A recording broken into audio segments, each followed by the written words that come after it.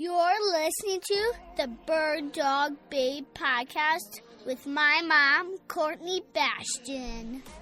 This episode is presented to you by Purina Pro Plan and Boss Shot Shells. When it comes to sporting dogs, I think, especially if you're in an urban setting and, maybe you don't hunt, you're seeing those hardwired behaviors somewhere, whether it's, Fido chasing the cat around the house or pointing every bird on your walk, or just that relentless chase when you're in the dog park and you just can't call them back because that squirrel means so much to them. It's those reasons that people should consider sporting. It's not your dog being bad. It's your dog doing what it's supposed to do. It's just not in a facilitated way. So sporting with your dog is just going to be able to let your dog engage in natural behaviors and let you work with your dog, continue bonding with your dog. It's definitely worth it for whoever you are.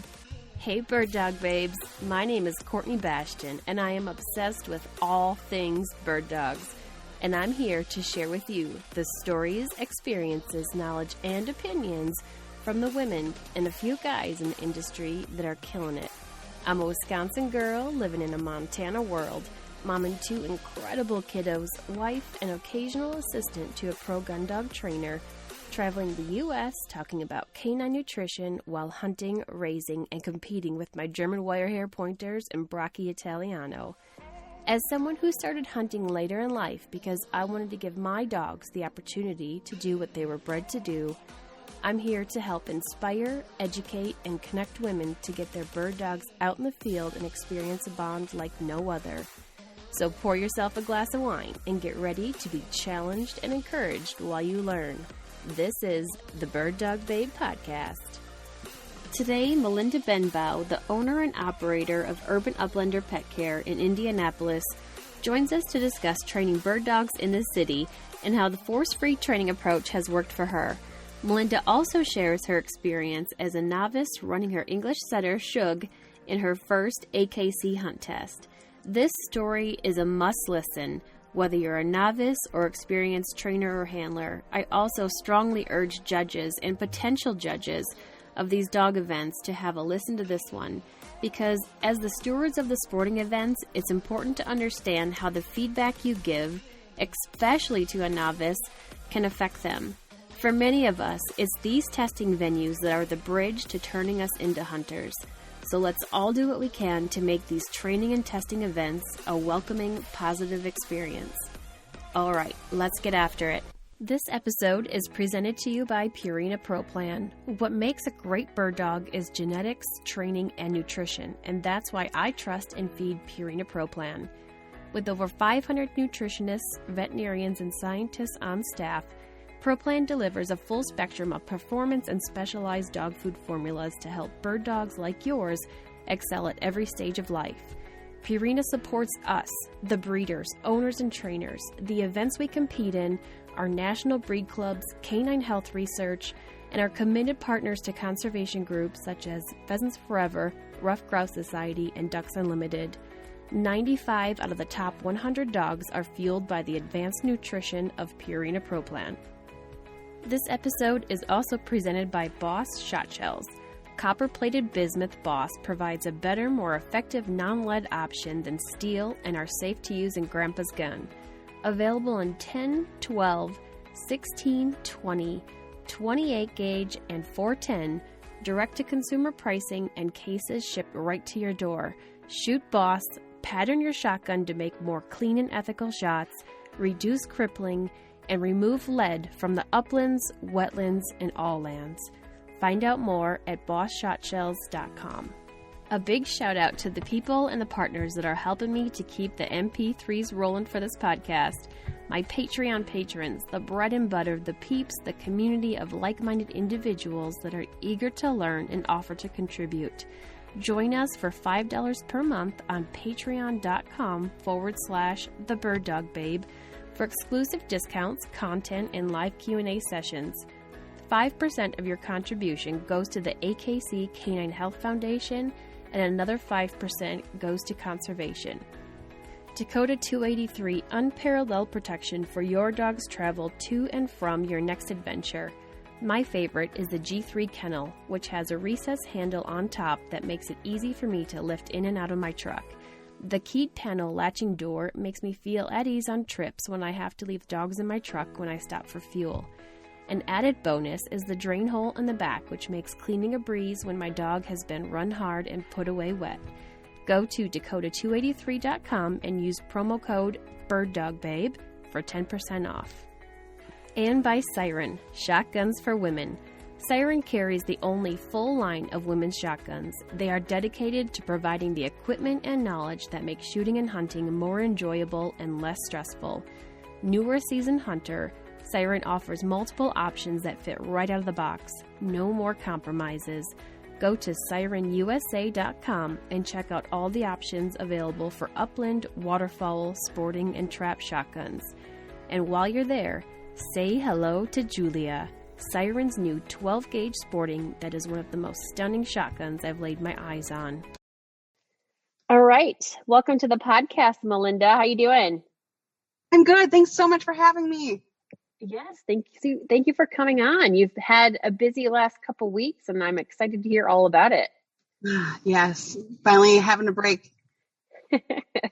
So tell us a little bit about yourself. So where do you live? What are you doing? All the things.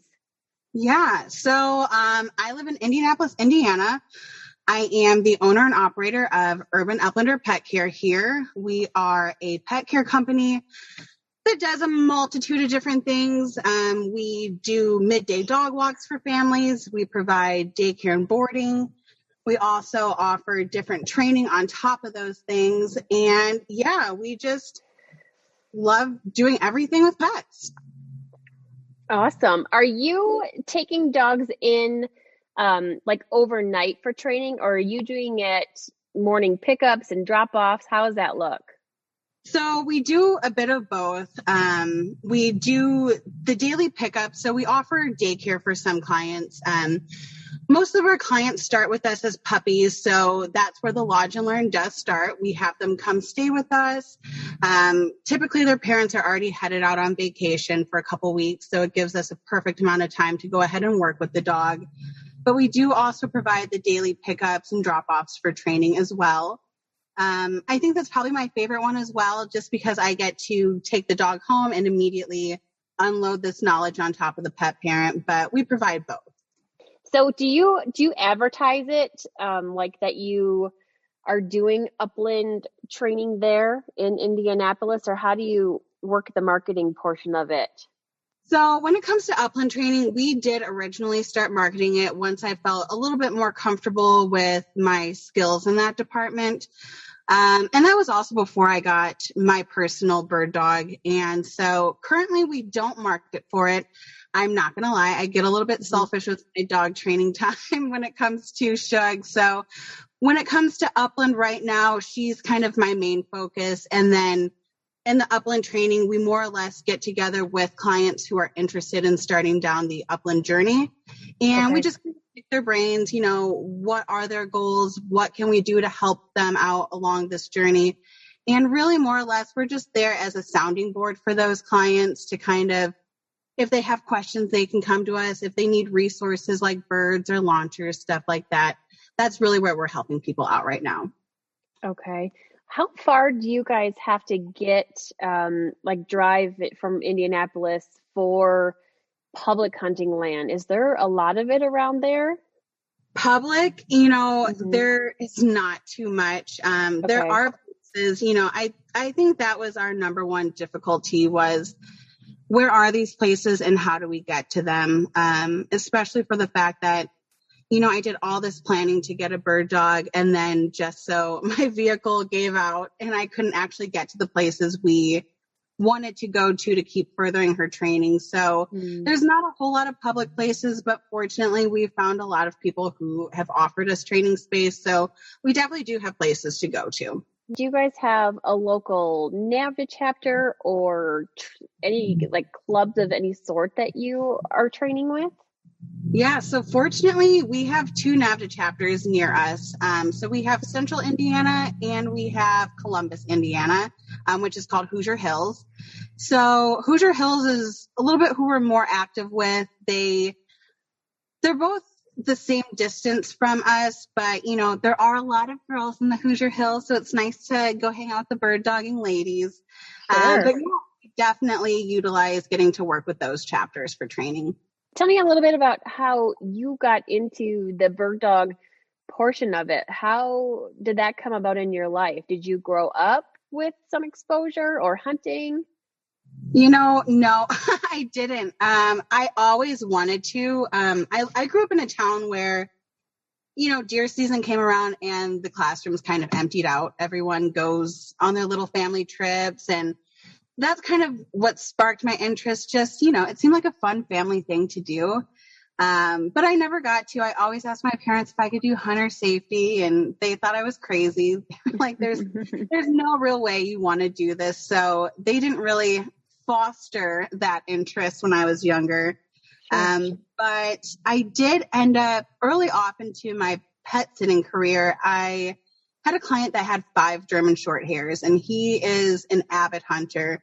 And he's kind of what re-sparked my interest, getting to be around him and, and his dogs, and just kind of seeing, the interactions that he has with them in the hunting fields. And, my friend Alicia said it the best way, which is it just kind of seems so romantic, getting to go out with this dog and do this sport. So sure. I love that.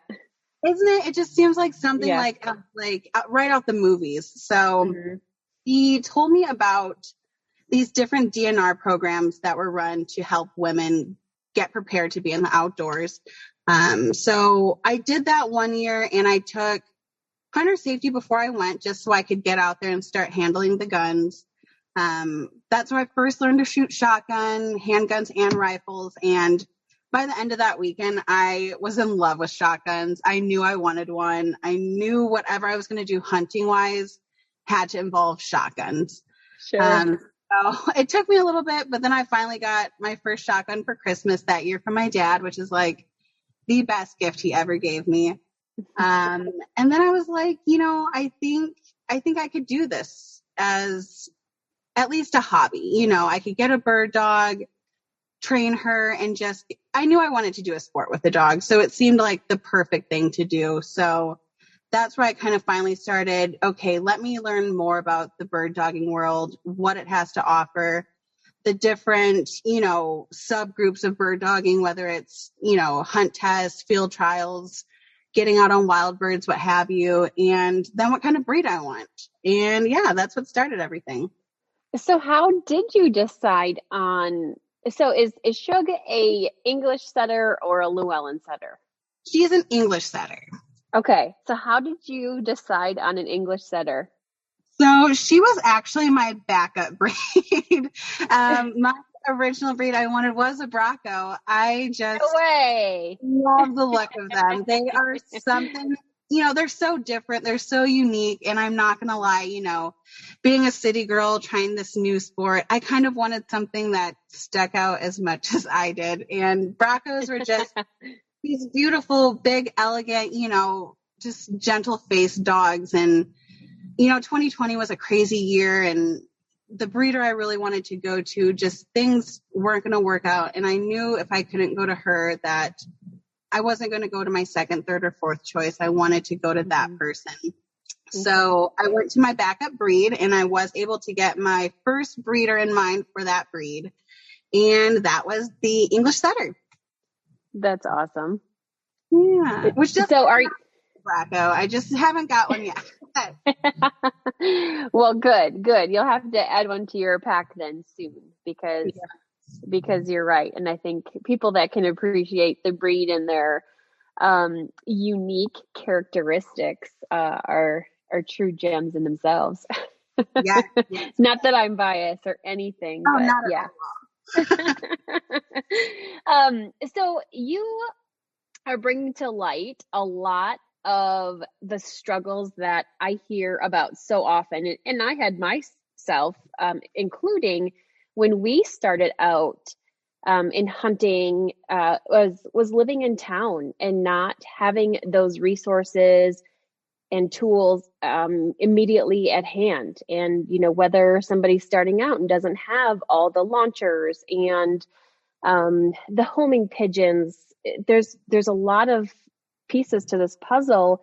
And, listeners are asking often, can you have an episode about how to train your bird dogs when you live in town? Because that is the majority of people that have them. And, in addition to going to training days, maybe once a month, everybody's anxious to do more, learn more, and get out there with their dog. So I'm super eager to kind of jump into what it is you're doing with these challenges of living right in Indianapolis. And I've seen some of your photos, and I think what you're doing is super cool and innovative. But talk to us about that a little bit, what you're doing there right in your own backyard. I know, right? So I'm literally just sitting at a very busy intersection right now in my car talking. Like, yeah, this really is the city, isn't it? I really do forget it at times that we are in the city. And, I am a planner by nature. I don't do anything based off a whim. I like to take time, do my research, plan things out. I think it's the easiest way to make things achievable is to go into it with a plan and a good time frame of when you want to achieve certain things by. So for me, this all started well before I got my own bird dog. It was about 2 to 3 years of preparation. It can get expensive. If you go out and try and get everything there is to start off a dog, your bank account's not going to be too happy with you. So it took us 3 years of saying, okay, listening to, your podcast or other podcasts and figuring out what people have to say about keeping pigeons and, things to start your dog off. And we just had to take our time and accumulate those things slowly before getting a bird dog. So fortunately, having bird dog clients and people that were just willing to let me collect hours of knowledge and experience by working with their dog, it gave me the time to say, okay, I need this to further this dog, or, I got this, and I never ended up using it. It was a, worthless item to add to the list. So it just took time and adjusting as I went. So, when it came to bringing in a dog of my own, we weren't being stopped by, okay, well, we don't have birds at this point in time, or we don't have access to land. Because those are the things that, if you don't have them immediately ready for you when you need them, they're going to stop your process. They're going to stop your momentum of training. They're going to, it's the same way you train a dog to do sit or stay or anything else. You have to keep building them. And if you stop, you're going to have a little bit of a backslide there. So we really just had to take our time, get all the supplies we could, make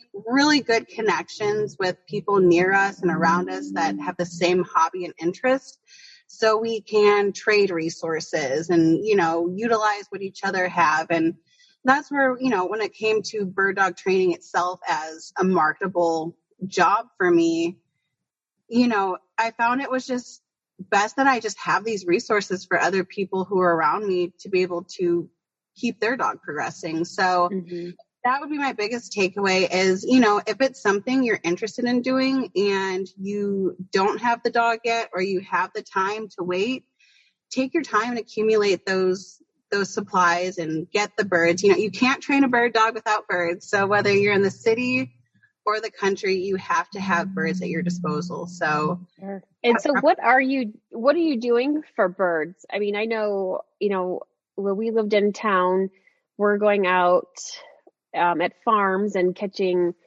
birds in the silos. And I know people that in busy towns, they go under, the bypass, and they're catching pigeons under the bridge. So what are you guys doing to get birds?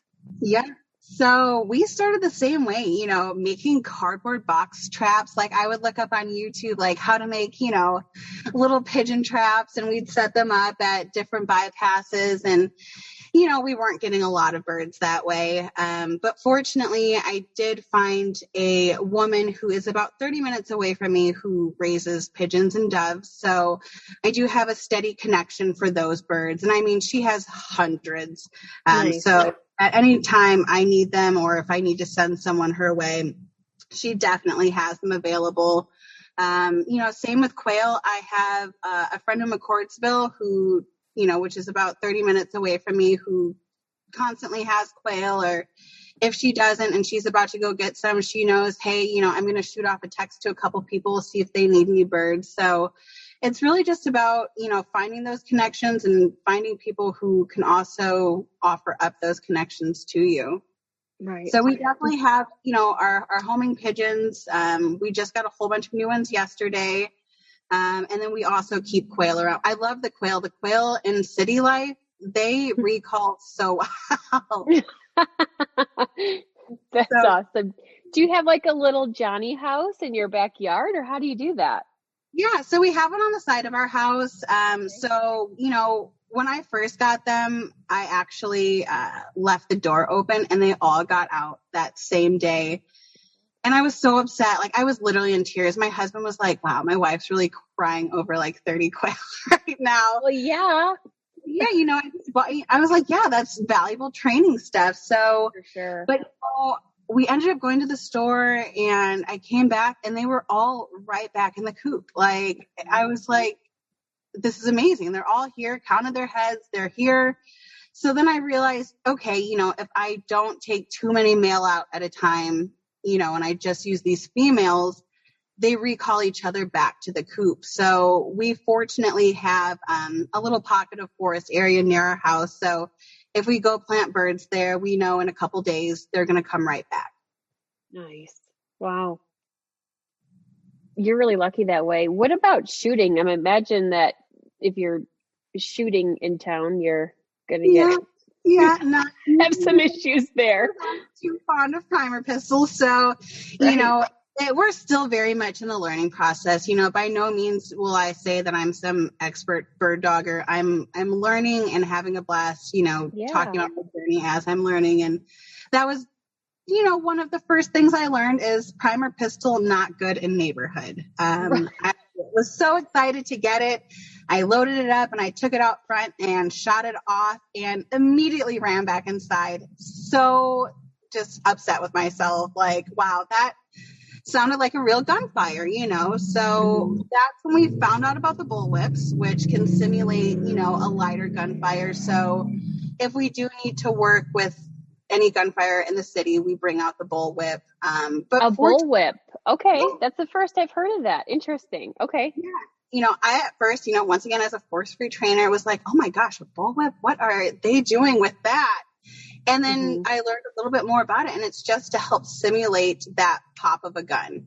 So, you whip it out, and it's going to give you that nice crack you need just to kind of work with young dogs on gunfire. And, it helps simulate it. Sure. And the dog's like, oh, shit, I don't want to mess with her. She's got a big bullwhip in her hand. I was like, yeah, what are we using these for? And, she had a great video on it. And I'm like, oh, okay.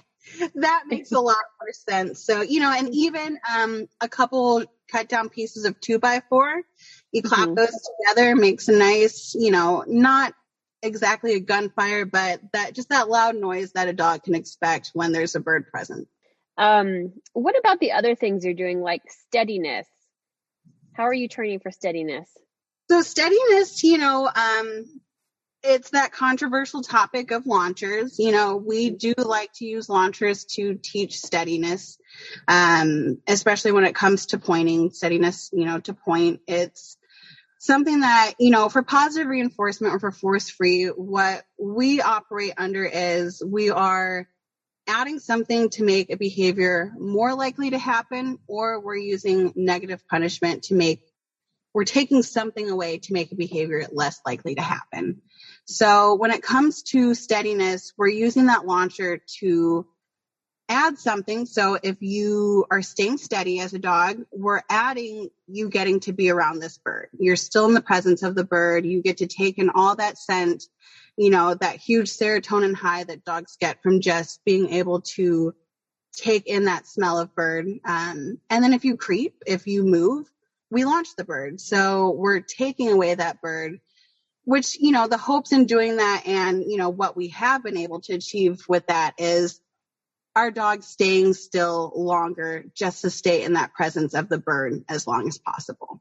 What about for water? Do you do any water work or swimming with them? Yeah. So, one of the perks of being in an urban environment is we have a lot of different facilities at our disposal. And, by no means as a dog trainer am I not willing to seek out more help. So we have what's called Alpha Canine. It's about 10 minutes down the road from us, and it is a giant dog facility. They do a number of different training, but they also offer dock diving and swimming classes there. So being that Suge was, pardon me, especially since Suge has been my main focus with bird dog training lately, during the spring, we were able to, we got her in the summer. So we were able to do some water work, just, exposure, positive association, getting her around it, splashing during those months. But it got pretty cold fast here in Indiana. So, like I said, if you stop things, you stop that momentum, and it gets kind of hard to keep progressing your dog. So we knew we didn't want to take the whole winter without water work. So we signed up for their dock diving classes. I'm like, yeah, if she can dock dive during the winter in this indoor environment, she can definitely swim come springtime. And, right. The classes really didn't go the way we expected. She jumped in the water once the whole time. And it was like the last class, but they do still put them in the water, get them swimming, encouraging them to swim across the pool. So literally we were like, all right, it's warming up. Let's go back to the outdoor places. And I can already see that her confidence has shot up since the winter months. I mean, she's going out and retrieving 100% of the time out the water now. So, to urban people, I would definitely suggest finding places that offer swim classes, especially during your winter months. You want to keep it's anything else you would work with. You want to keep up with it. You want to stay consistent. But yeah, fortunately, we have a river right through town and a whole bunch of different lakes and creeks around us that she can get just, playtime and swimming time in whenever she wants. Yeah. And I mean, English setters aren't really known to be huge lovers of water and swimming in general. So how has that process been going? So I was actually talking about this yesterday. Her breeder sent me a message reminding me that the dogs she breeds are natural swimmers, natural retrievers, and, famous last words. It comes back to that natural ability versus desire, just because this is something that she can be genetically capable of doesn't necessarily mean that she has a desire to want to do it. So you kind of have to take that natural ability and just create those positive associations to make it something desirable to do. So yeah, I mean, she's a birdaholic. So once I throw a bird in the water, she will do anything to get to that bird. So that's awesome. Fortunately, we do have that going for us. But, she's 9 months old. We kept at it. We keep at it. We don't stop. There are no bad days. There's just, you learn from each time you go out and you adjust and keep moving. So same thing with swimming. We have to just, okay, well, she didn't swim today. What was the water temperature like? Or, what was the weather outside? Were there distractions? And then we have to reassess and try again. Let's talk about your force-free approach in training. This is something that is so controversial in bird dog training in general, but I think on the same token, it's more and more common. I think we're really trying to get over that whole let's pinch the ear, their own e-collar, force them to piles, do that. I just think we're not there anymore. The way we keep dogs is completely different than what was in the past, and the transition in training demeanor is changing with the times. And so why have you personally decided to use this approach of a force-free training, and explain to us a little bit about what that means? Yeah. So, when you go through the certification process of becoming a dog trainer, one of the first things you learn about are the 4 quadrants of operant conditioning, which are going to be positive reinforcement, negative reinforcement, positive punishment, and negative punishment. And those 4 quadrants are where most dog trainers are going to find their solutions to whatever behavioral issues they're having. So when it comes to force-free training, it is the same thing as positive reinforcement. It's just a better, less controversial name to it. But what we're focusing on, once again, is adding something to make a behavior more likely to happen. And there's still punishment that we do, but it's the negative punishment of we're removing something to make behavior less likely to happen. So when it comes to, a lot of the lessons that we learn for certification, a lot of it's designed around those 2 quadrants. So it's one of those things where, it's what I've learned. It's what I'm comfortable with. It's what my personal dog is comfortable with. Setters are kind of like Vizslas in the sense of they're soft dogs and they can only handle so much adverse, punishment before you completely just make them melt.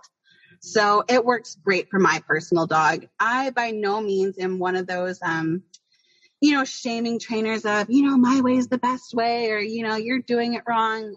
Because fact of the matter is we're a part of a giant wheel of dog training. And there's a spoke for each and every one of us. It's just one of those things where, like you said, the more we advance our dogs and the more our dogs become family to us, the more careful we want to be with how we choose to work with those dogs and, also publicly work with those dogs. Mm-hmm. It's a great way to keep a bond with your dog. Like I said, if I did ear pinching or toe hitches with Suge, she probably wouldn't look me in my eyes for at least a month. Her soul would be hurt, so it's just one of those things where it's worked for me. It's worked for all the clients I've worked with. It's, made a difference for clients who maybe have tried other forms of training before and have still met their dogs with, wow, I still have this behavioral issue and, what can I do now? So it's not necessarily the only way to train. It's just one of the 4 quadrants that you can pick.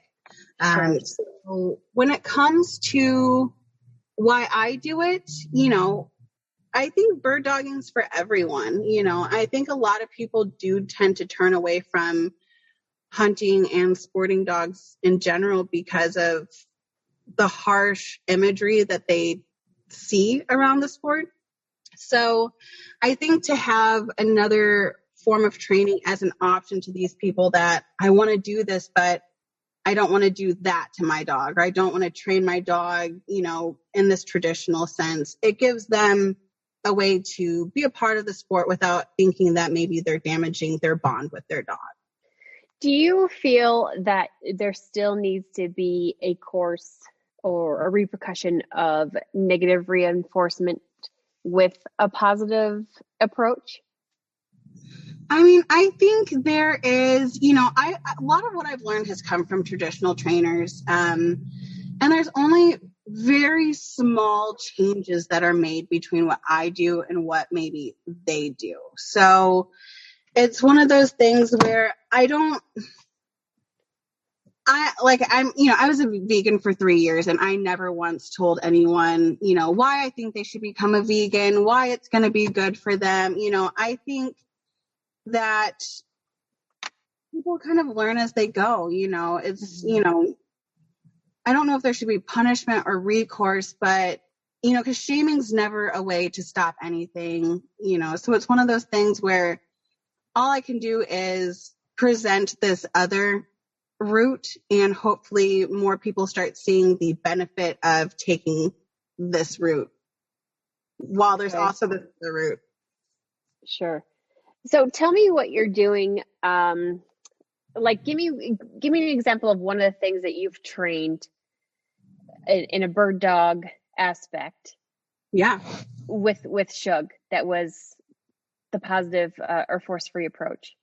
Yeah. So, I mean, everything up until this point, I would say the most beneficial part would be recall. Especially when it comes to AKC, you don't get to have that remote in your hand to correct your dog if they're e-collar trained. So that's probably one of the biggest things that I heard a lot of people say that they would have done differently is, done more recall without the e-collar, having their dog truly understand when I say come or when I say here, I need you to come back to me.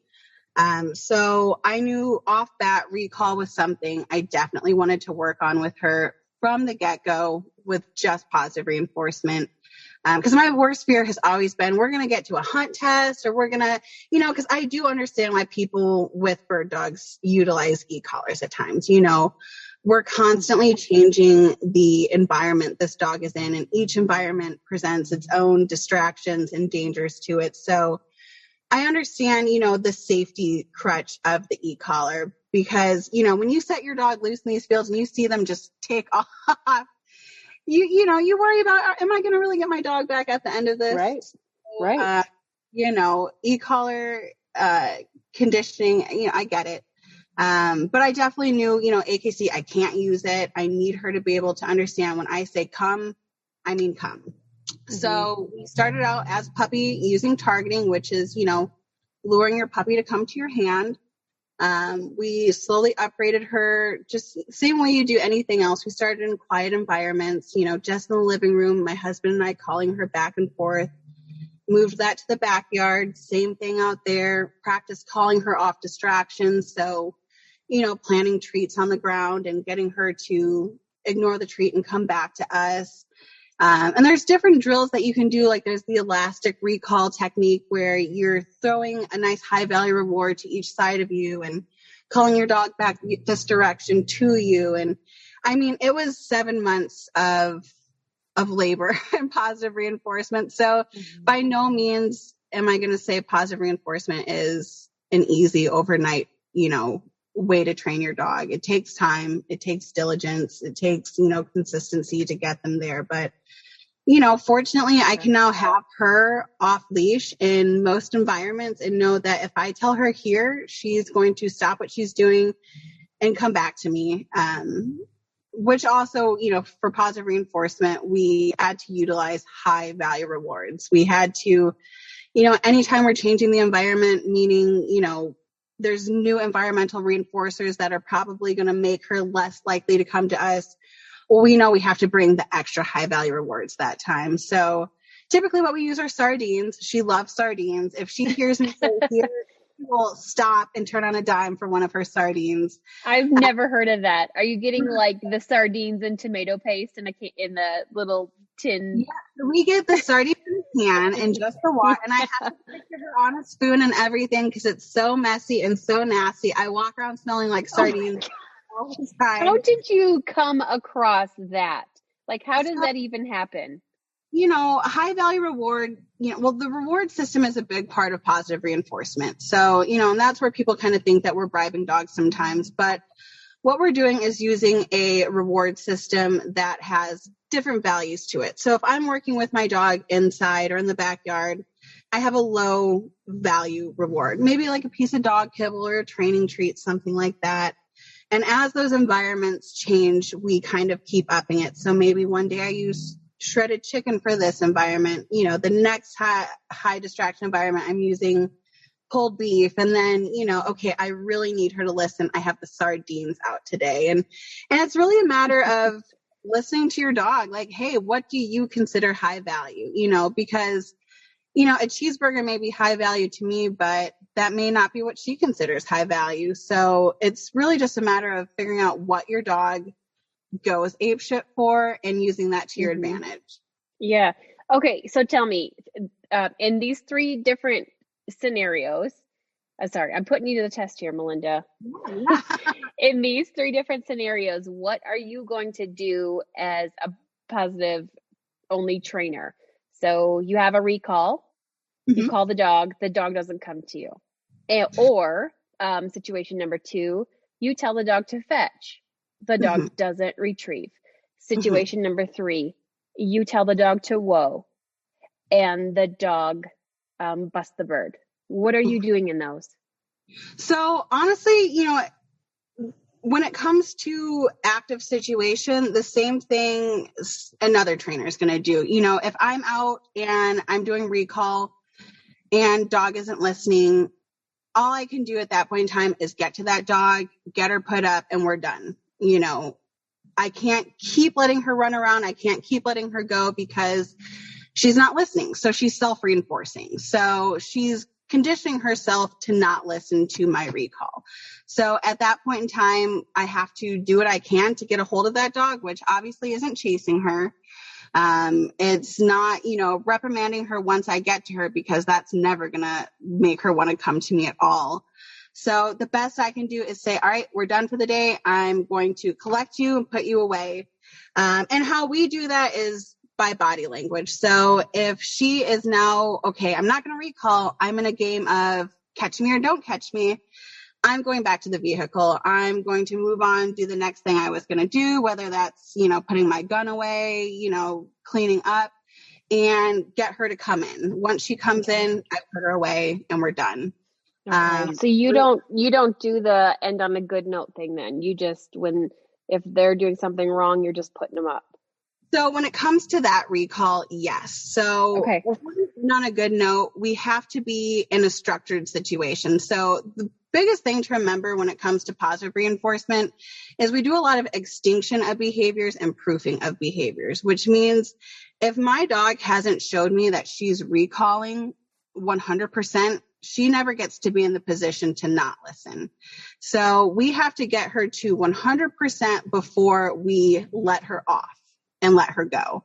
So and that's the extinction of things is, okay, I'm going to keep at this until I see this behavior is not happening before I put her to the test of will you or won't you. So we can end on a good note when it comes to actual training.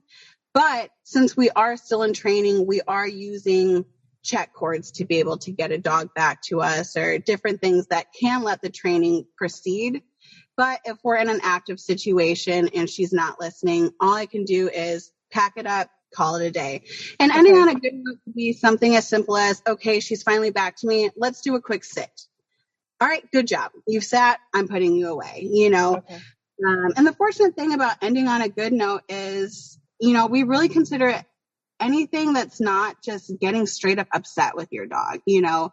If she gets to me at the car and I'm just, frustrated and, flailing around, grabbing her, throwing her in, that's ending on a bad note. It's one of those things where I, as a positive reinforcement trainer, if she wasn't 100%, performing her recalls and training, there's no reason why she should even be off leash in an active situation. Okay. So what about situation number 2? Number 2 is that fetching. Yes. Yep. So fetching, same thing. We start out small. So now I would say I'm talking about all this in if we're in an active situation, but it sounds like we're talking more about training. So I'll talk about this one as more of, in a training session. Yeah. So if we're working on our fetching, first thing we're doing, whether it's recall, fetching, anything, is we're doing a warm up every time. We're not starting at where we ended our last session. We're taking a couple steps back, warming up, making sure that she's still making those connections of what the job is at hand. So, for fetching, before we start throwing out a bumper, we're going to start on her placement board with some take it. Is she taking it? Is she holding it? Is she dropping it when I tell her drop it? Is there anything that we need to work on here that she's not doing 100% before we move forward to fetching? So if during our warm up, she's showing me, hey, I'm picking it up off the board, I'm putting it in your hand, I'm taking it willingly when you tell me to take it, well, then we can move forward to fetching. So, we start out little bit by little bit, we're not launching the dummy 70 yards, we tend to just throw it off a couple of feet from the placement board, and we work up to that every session. So by the end of the session, we can start throwing it more long distance and getting those good retrieves in. And once again, if she gets to the point where, okay, mom's going to throw it out 20 yards and she goes out, gets it, doesn't bring it back, well, then I bring her back into the board and we do the warm up again. You know, we just see, okay, you did all these things really well, but that last thing you didn't do too well. Let's take a couple steps back, work on these things again, and then move forward. Mm-hmm. Okay. Good. What about situation number 3 on steadiness, when you are telling her to whoa and she breaks on a bird? Yeah. So that's the hardest one, you know, and that's really what hung us up on our first hunt test too. We got out on that first run and she busted bird number 1.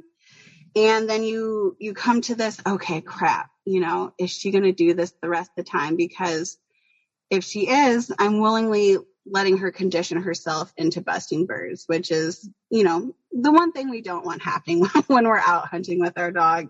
Right. So in that situation, if she is busting birds and they're planted birds, we're going to have to take a step back, put the launcher out, put the bird in the launcher, you know, and sometimes it can be, you know, okay, maybe it was a quail she busted on. She knows quail don't fly off as fast as doves do or pigeons do. So maybe we need to swap the bird real quick to something she can't get a hold of. And through her realizing, okay, well, this bird I can't get a hold of, let me just stay steady a little longer. But most of the time what we would do is just go ahead and say, okay, in a training situation, she's busting, let's get out the launcher. Let's go ahead, work her on the launcher a little bit, refresh her memory, do a little warm up, show her, hey, you don't move, means bird gets to stay, means you get to stay in the company of this bird. So that's what we would do. We would just back it up to launchers. Okay, good. I'm genuinely, I'm not trying to give you a hard time, I'm hard pressed.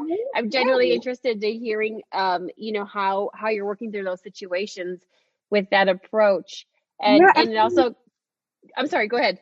Oh, no, I mean, recall would be the same way. You know, at first I'm talking about in like, if we're at a hunt test, if we're out hunting, you know, what I would do if she wasn't recalling. Unfortunately, yeah, right. our trip would get packed up and put away. But for recall, it would be the same thing. Okay, she's not recalling in this new environment. We need to back up to a calmer environment, you know, get out that high value reward, do more practice before we increase any distractions or environment. Mm-hmm. Yeah. So what about when she's like mid pooping on the floor? Do you even give her like a verbal or is that considered negative reinforcement? So it's, you know, that's one of those cross subjects there.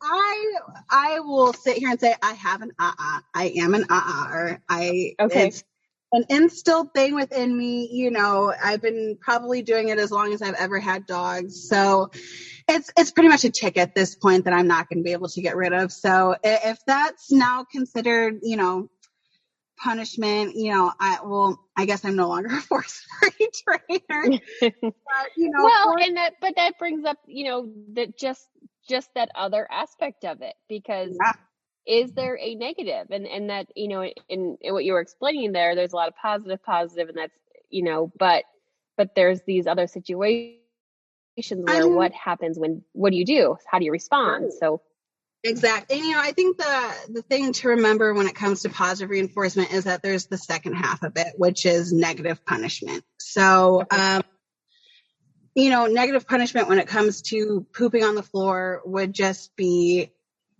removing your dog from the situation to poop on the floor. So let's say if it was her and she is showing me that, okay, you're having accidents inside, well, that means that I'm now limiting that freedom you get. So I do stop them in the moment. I'm not, you know, maybe an comes out and pick them up, put them outside real quick. But there's definitely the second part that has to come of, you know, now that I've told my dog what not to do, I need to tell her what she is doing correctly. So now that she has pottied outside, I'm giving her her verbal praise and food reward to mark that was what I wanted. And that moment was not what I wanted.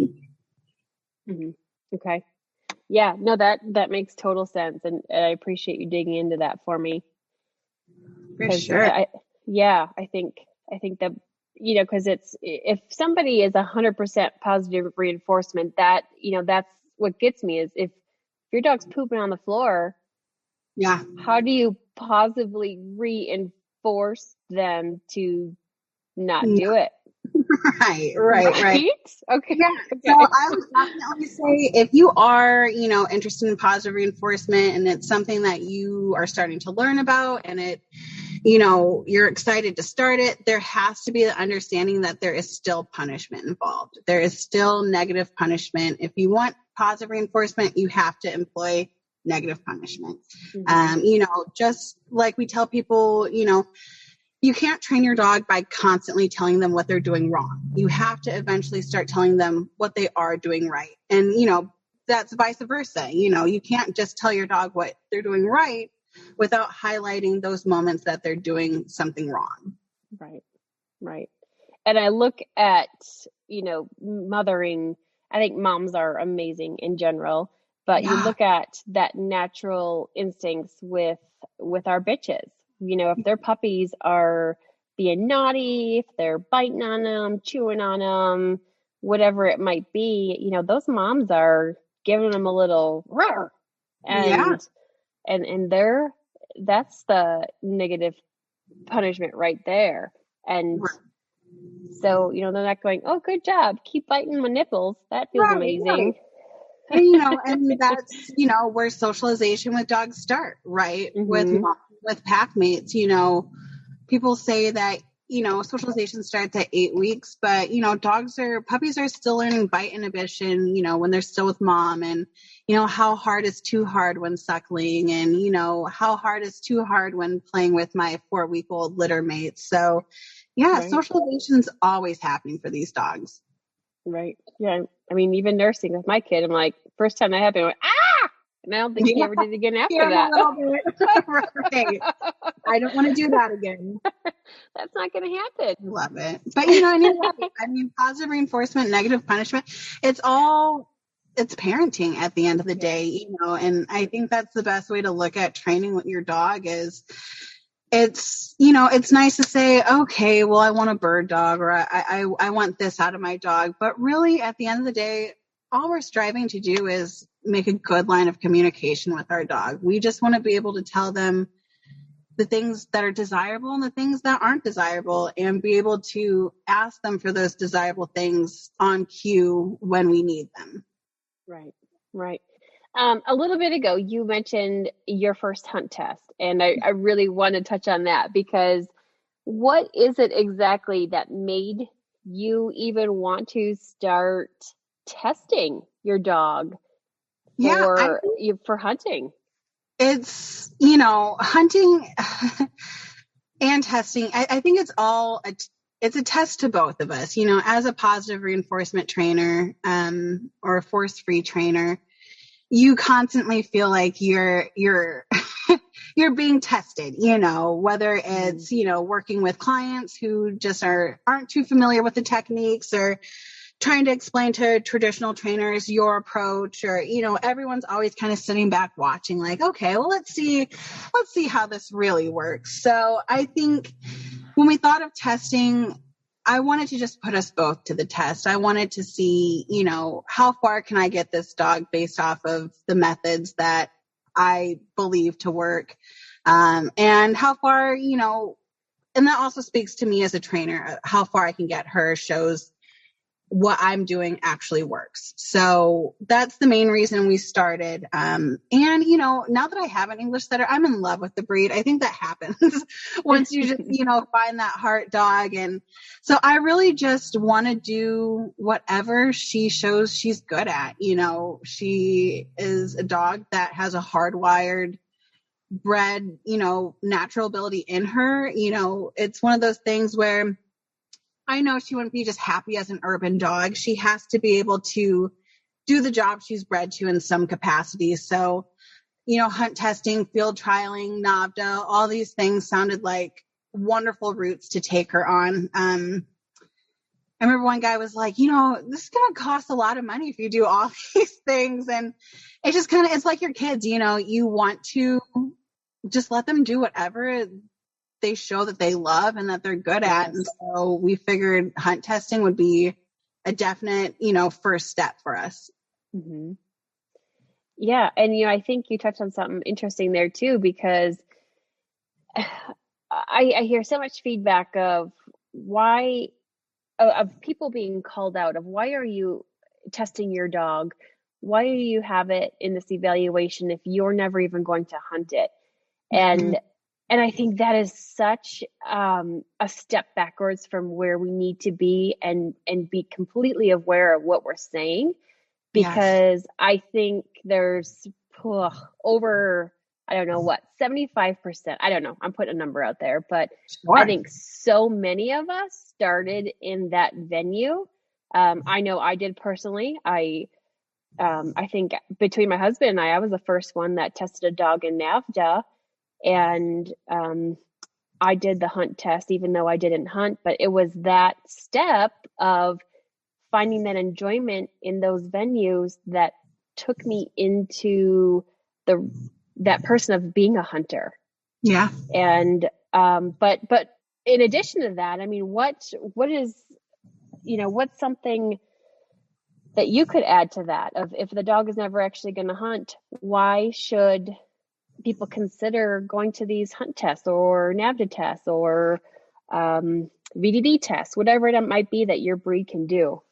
Yeah, I think first and foremost is understanding that there's hundreds of different sporting dog events out there. So, even if you don't have a sporting dog to do sporting events in, it's worth figuring out what your dog enjoys to do and figuring out how to keep them active in that event. Most breeds were bred for specific jobs, and a lot of those breeds, their jobs no longer exist. But there are a whole bunch of different sports that simulate and reenact these, different jobs that used to exist. So these dogs are able to continue to use these hardwired genetic traits that are within them that aren't going anywhere. This is part of who your dog is. So if it's something that they're bred to do and they enjoy doing, find them that job, that sport to do. So when it comes to sporting dogs, I think, especially if you're in an urban setting and, maybe you don't hunt, you're seeing those hardwired behaviors somewhere, whether it's, Fido chasing the cat around the house or, pointing every bird on your walk or, just that relentless chase when you're in the dog park and you just can't call them back because that squirrel means so much to them. It's those reasons that people should consider sporting. It's not your dog being bad. It's your dog doing what it's supposed to do. It's just not in a facilitated way. So sporting with your dog is just going to be able to let your dog engage in natural behaviors and, let you work with your dog, continue bonding with your dog. It's definitely worth it, for whoever you are. Right. Yeah. I completely agree with you. I love what you just said there. What are some ways that you personally prepared for the hunt test? I mean, were you reading the AKC rule book? Did you ask people how did you prepare for that?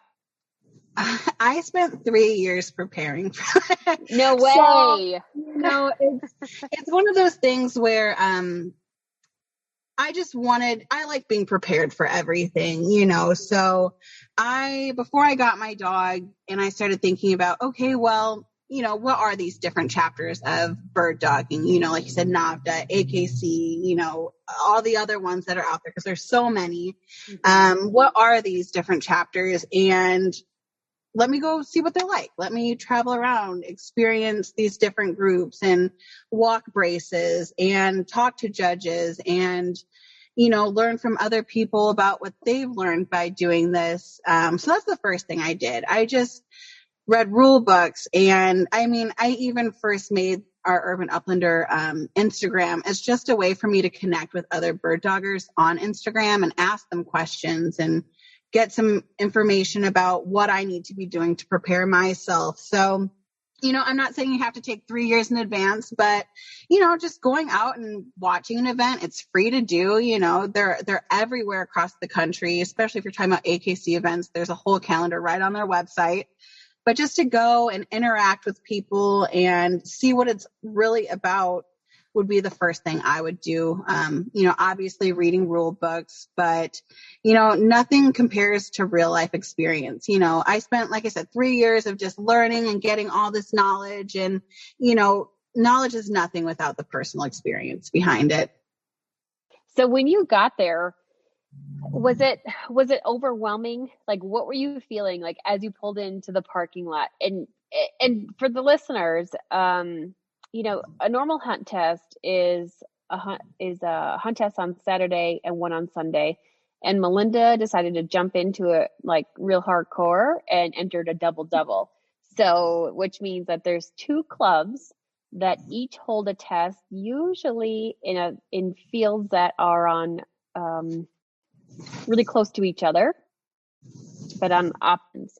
So you're going from 1 run in the morning to 1 run in the afternoon instead of just once a day. So you had 4 runs in 2 days. Mm-hmm, mm-hmm. So when you pulled into that parking lot, were you like, okay, I'm ready for this? Was that vision that you had beforehand what kind of came into play? No. So okay.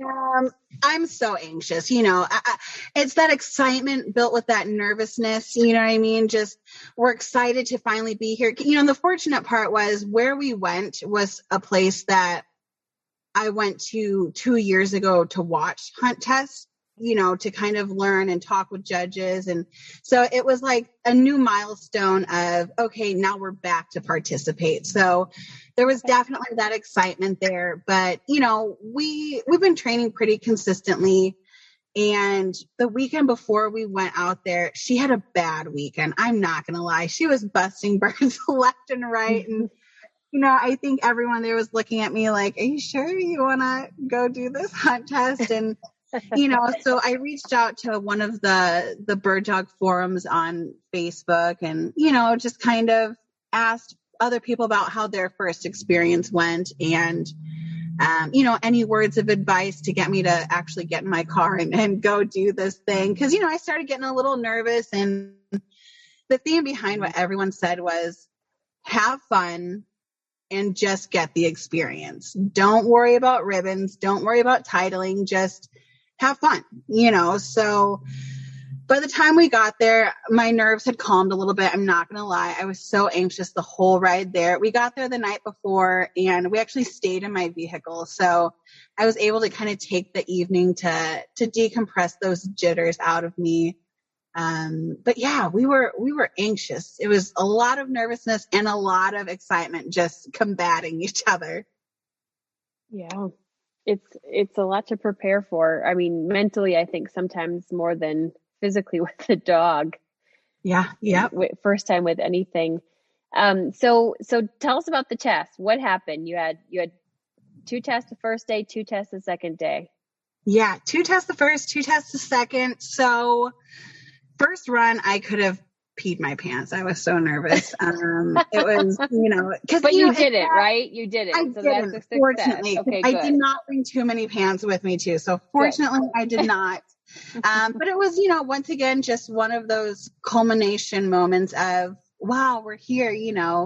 I waited so long to get the puppy and work with the puppy, and now she's here and about to do her first event. So, but the main thing I was trying to remind myself is to stay calm.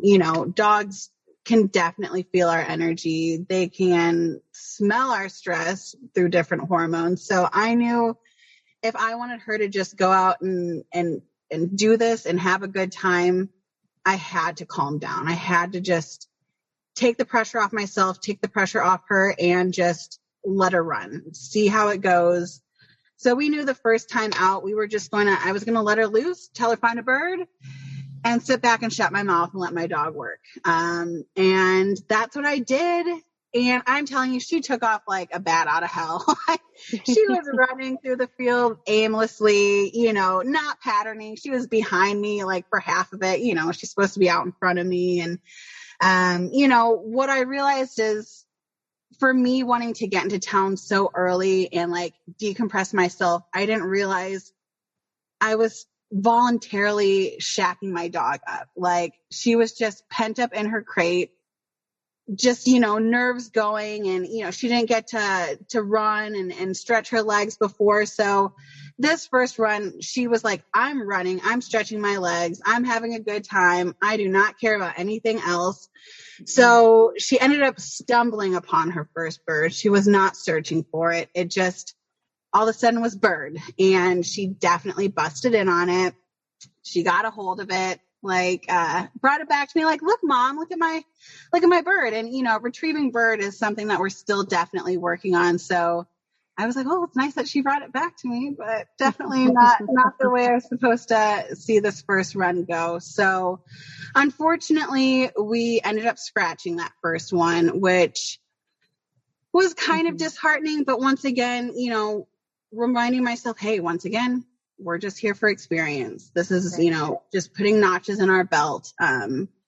So I took a moment to kind of shake it off, and, the judge said she had some words for me later. And so I was able to talk with her, and she turns out to be like a master champion English setter breeder. So she had a lot to, offer as far as advice. Nice. So she took the time afterwards to seek you out and talk to you? She did. And, the one thing she said, which, like I said earlier, if it came to my dog exhibiting a behavior time and time again, an undesirable behavior, I would have to say, all right, we got to pack it in. You're conditioning yourself to do this. I'm not going to reinforce this by letting you do this. So when she saw her bust that first run, she did say, if it was her dog, she would think about packing it up and calling it a weekend. Which, is just one of those things. It was hard to hear, but I understand as a trainer why it was said. Once again, if my dog is going to be busting birds all weekend, am I willingly going to keep letting her do this? Or should we go ahead and just head home? But, thinking back once again to the forum, I'm here for experience. I'm not going to pack it up. I'm going to keep going. My spirit was a little crushed. I did sit in my car and cry for about 5 minutes. Aww. But, we shook it off and we got ready for our second run. Okay. So how did the second run look, Melinda? So the second, I will say the theme of the rest of the weekend was she showed improvement run after run. Interesting. Run, okay. And right. Interesting because, I'm also thinking, wow, she busted that bird when she got a hold of it. She's probably going to do it again the second one. She knows she can. Absolutely. Why wouldn't she? Yep. So we got out there. She found 2 birds that one on this run, and she was holding her points. She was listening fairly well. She knew they were actually running the junior in the same field test after test, which isn't something I think they typically do, but that worked to our advantage for the fact that she knew where we were going for birds. So she kind of got in her mind, okay, I know where I'm headed. So second run, she got out there, she found her 2 birds, she held her points, she listened well, and she ended up getting her ribbon that time. Wow. So that is super interesting to me. And because, from the majority of experience of what happens typically, if a dog knows that they can run down and catch a bird, it's all downhill from there, right? Yep. So, and that's the reason why you use homing pigeons. And I know like on double doubles, even advanced dogs, if they even have that one chance of catching that bird and getting that bad habit back, we would get them home the end of day 1 and just throw pigeons for them. So they realized again, don't catch the bird. I can't catch the bird. And then it would improve. So it's super rare that dogs go from chasing and catching to pointing again. And you did nothing in between from morning to afternoon run?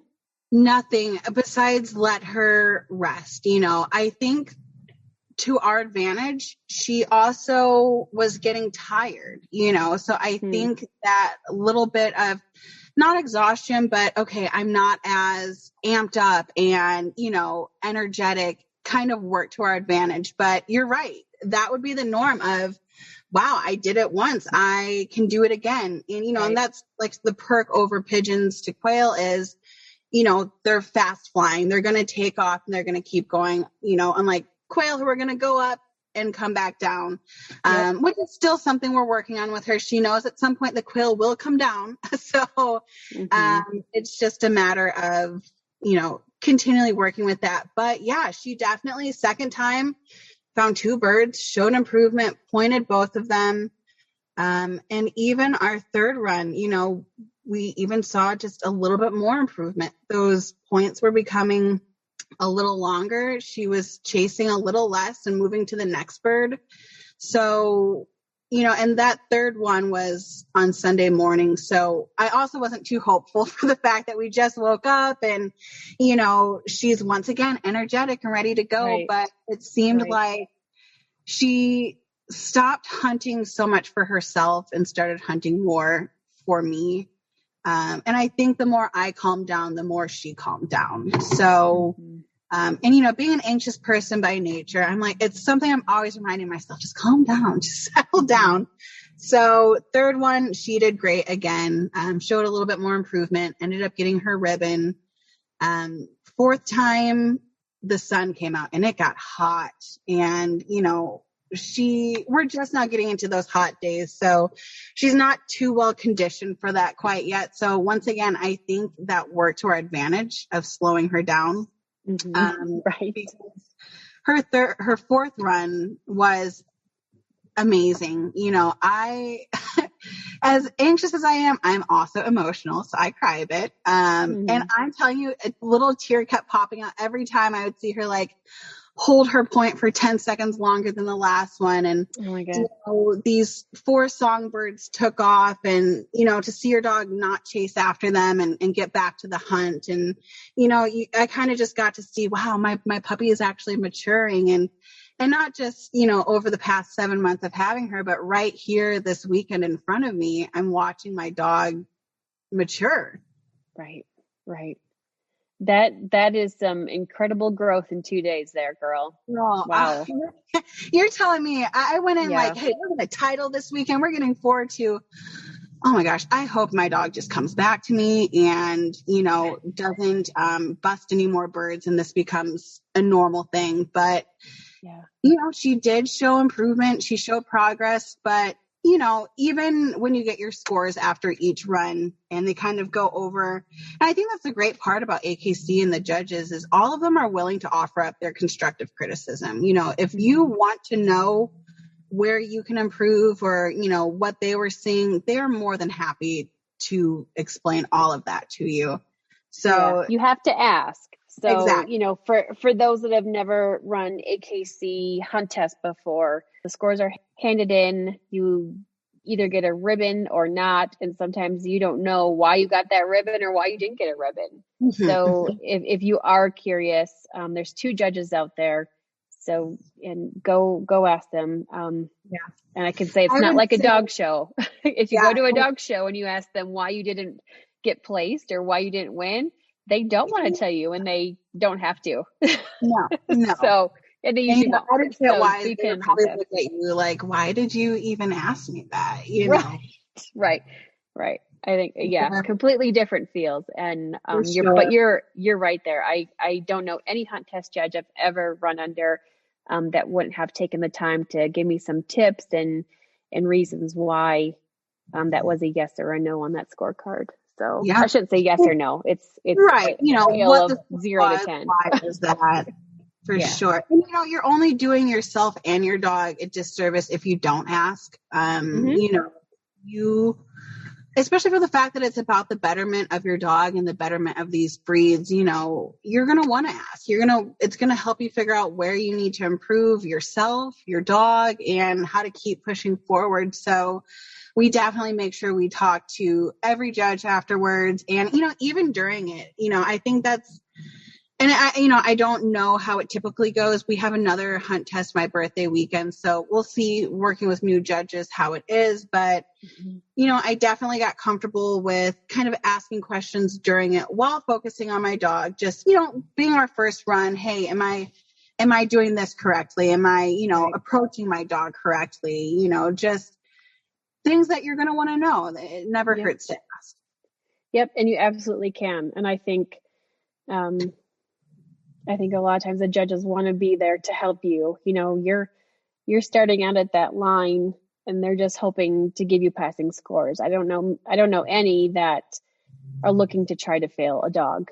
So they're always they're anxious to help and talk. I've never seen anything different. I think when you ask advice, you need to sometimes filter that out. I have heard some advice given that's like, yeah. Yeah, that was probably my biggest takeaway that evening was as I've mentioned, I'm a planner. I'm a student by nature. So I want to take in any advice and criticism that is given to me. But you have to filter through that, you know, because like I said, you know, as kind as the first judge was, if I would have just packed it up and gone home that weekend and thrown my hands up, I would have never got to see my dog mature right there that weekend. Right. Never passed our other. You may have never even come back to another hunt test. Bingo. I wouldn't have. Right. And I think that's the, you know, when it comes to why people should do this or who should do this, I think it's for anyone that has a real passion for advancing their dog, you know.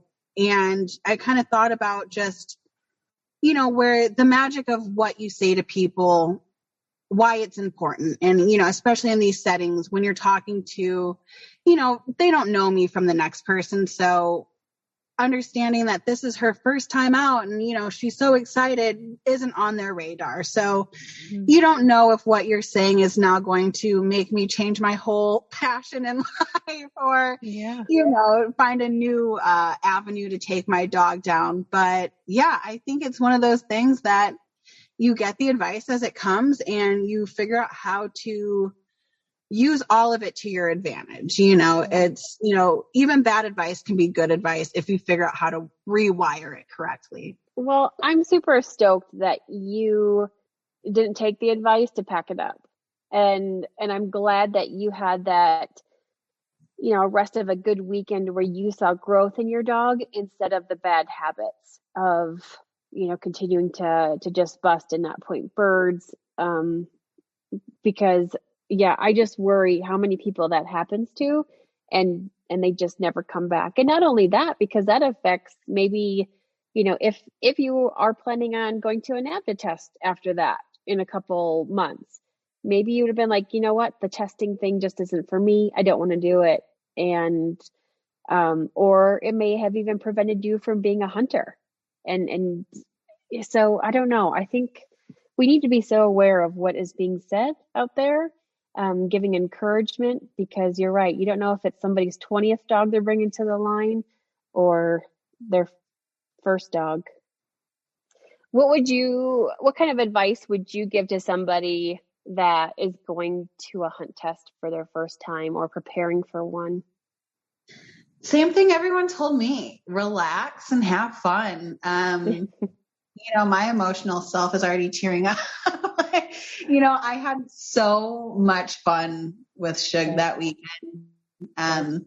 You know, it's just one of those things that if nothing else happens for you that weekend, if you don't get a ribbon, if you don't title, if you don't get any constructive criticism that you think is going to help you, just have fun with your dog. It's such a good bonding experience. And like I said, I think, you know, getting to see her improve was just that, you know, light switch on in her of, hey, I'm doing this with my mom, you know, so just have fun.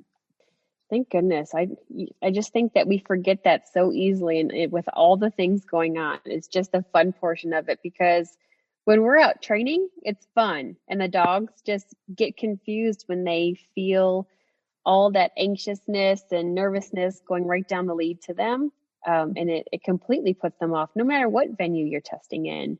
Yep. So, yeah.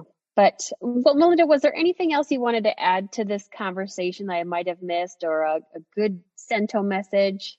Yeah, I mean, I think when it comes to hunt tests, they're for everyone. They're for anyone. Doesn't matter your demographic or training style or gender or what have you. It's, once again, another way to get out with your dog and keep them engaging in their hardwired genetic behaviors while continuing a bond with them. So I think that's a big thing that I would love for people to understand. If this is something you've been thinking about and you're waiting for your sign, here it is. Go do it. Have fun. It's amazing. And, if positive reinforcement is something new to you, or something that may have been something you're not interested or turned off by, maybe in this podcast, I haven't given the full illusion of what this method of training is, but I highly encourage people to go out and learn more about it. There's wonderful people that are way more advanced than myself in the bird dog world that are thriving with these training methods. Jill Lawrence has the book Force Free Gun Dog. She is a wonderful resource. Dr. Dale Hubbard is an animal behavioralist in Georgia who does all of his dog training, bird dog training with positive reinforcement. And he's right on YouTube. So if I haven't given it to you in a digestible way, I still say find resources that are going to employ more of the knowledge on you, and stay a little open-minded about it. Where can we find you and Suge in the future? Are you guys going to give the NAVHDA natural ability test a try? Are you planning on going for senior master? What is we're up? We're going to do whatever we can. I love her. She's highly intelligent, not biased or anything, but she has her first NA test for NAVHDA in May. We're going to Spoon River to do her natural ability test. She has been working nice and hard on, her water work and her tracking. We're once again now talking with people, getting advice from them. So we have a lot of work to do, but we're excited. And then the weekend after her NA test, she will be doing her next hunt test to try to finish up her junior hunter title. Awesome. Cool. Well, tell us how we can find you on social media and follow what you're doing there. And if anybody lives in Indianapolis and can help utilize your training resources. For sure. So first, you can find us on Instagram. It's where we're most active, and it's at urban.uplander. We, once again, provide a multitude of different pet sitting services, and the dog training is just a bonus to everything we do. So if you are looking for pet care in the Indianapolis area, you can give us a call, shoot us an email. Our website is urbanuplanderllc.com. So you can find us on, pretty much anywhere you enter our name. If you're in Indianapolis and you have a bird dog, please reach out, because we understand how hard it is to accumulate these resources, and we can save you a couple phone calls if you get a hold of us. Awesome. You're amazing. Thank you, Melinda. I appreciate all your information and insight and sharing your vulnerable experiences at your first hunt test. So yeah. I'm so stoked that weekend went well for you, and you have that eagerness to go and do more. For sure. We're so excited. I'm excited to follow you and Suge's successes in the future. So awesome. Keep at it, girlfriend. Thank you. We appreciate you having us. Thanks for listening to another episode of the Bird Dog Babe podcast. If you enjoyed this episode, share it and tag me and someone that would benefit from listening. Please help me out by giving the podcast a rating and review on whichever platform you're listening from, and hit subscribe so you don't miss an episode. Be sure to join me on Instagram, Facebook, and YouTube. And if you're interested in some Bird Dog Babe swag or gear that I rely on, be sure to check out the store on thebirddogbabe.com. And most importantly, don't forget to support the organizations that are working hard to conserve the birds you're chasing after and the public lands in which you hunt.